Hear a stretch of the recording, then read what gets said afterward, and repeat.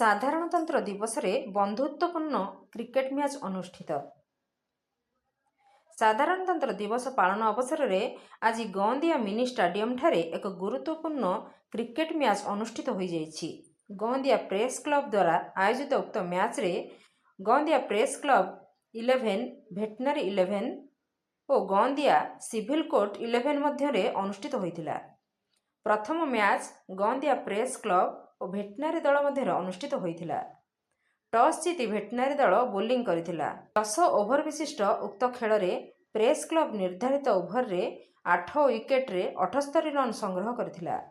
ଏହାର ଜବାବରେ ଭେଟନାରୀ ଦଳ 3 ୱିକେଟ ହରାଇ ଆବଶ୍ୟକ ରନ୍ ସଂଗ୍ରହ କରି ବିଜୟ ଲାଭ କରିଥିଲା।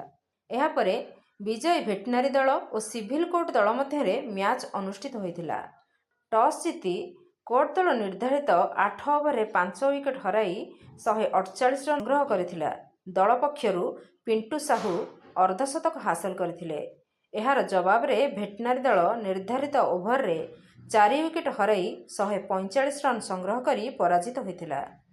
ଉକ୍ତ ଖେଳରେ ମୁଖ୍ୟ ଅତିଥି ଭାବେ ଗଅଁଦିଆ ଗୋଷ୍ଠୀ ଉନ୍ନୟନ ଅଧିକାରୀ ପବିତ୍ର କୁମାର ବେହେରା ଯୋଗଦାନ କରି ଏହାର ଶୁଭାରମ୍ଭ କରିଥିଲେ।